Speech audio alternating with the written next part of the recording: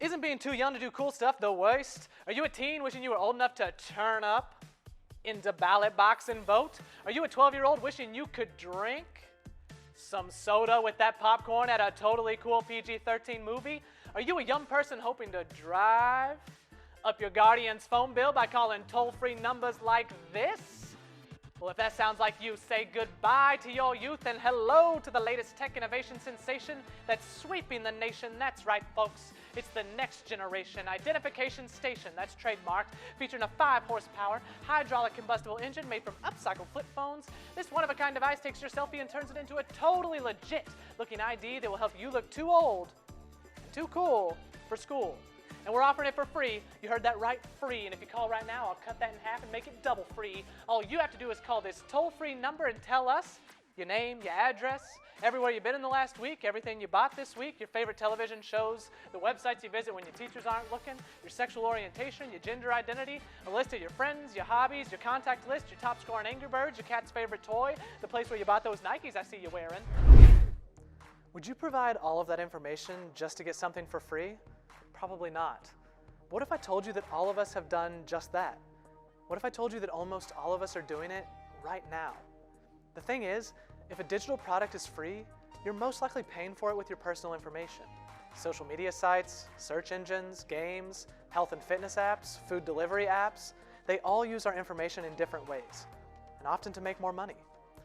For example, Facebook, which also owns Instagram and WhatsApp, uses our personal information to show us ads that match our interests, things we've bought, or things we've looked at online.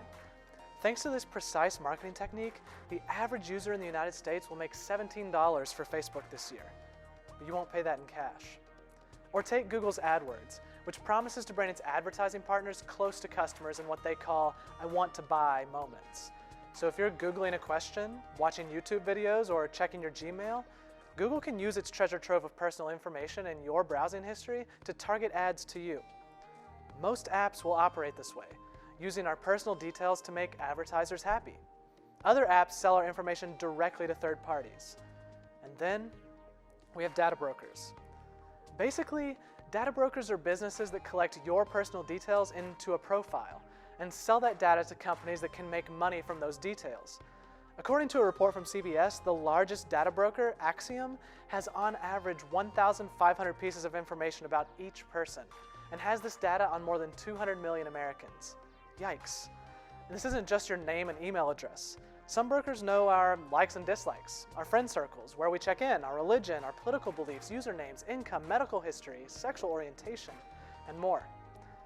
There may be things data brokers know that our family or your teachers don't know. This can be overwhelming. Like, what can you do with all of that information about your information? We know it isn't realistic to delete all of your apps or log off all of your social media accounts and read every last page of those 20-chapter novels that companies like to call terms of agreement. But if you find yourself wishing you had just a little more privacy while online, there are a few things you can do now that you know what they know. One, don't let the ads subtract from your wallet. Now that you know why advertisements you see on social media, search engines, and apps seem to know exactly what you're craving, exactly when you crave it, you can resist the urge. It isn't fate that the totally cute t-shirt or cool pair of basketball shoes you've had your eye on show up in your Instagram feed. It's someone using your data to make you click. Two, take small steps to make your journey through the online world a little harder to track.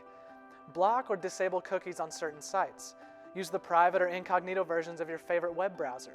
Use search engines like DuckDuckGo that do not track your search history and data. And three, if you dream of a free and open internet that is also safe and offers some privacy, be the change. You will be the most tech-savvy generation that has ever lived, and your ideas will transform the online world as we know it. So take action. Let tech and government leaders know what you want as an online consumer and online citizen. Brainstorm and create apps, games, search engines, or social media platforms that wouldn't need personal information to make money. It's never too early to let an idea become a sketch, a story, an art project, or a business proposal. Our most successful innovators had to first see a problem and fail and fail and fail and fail until they fixed it.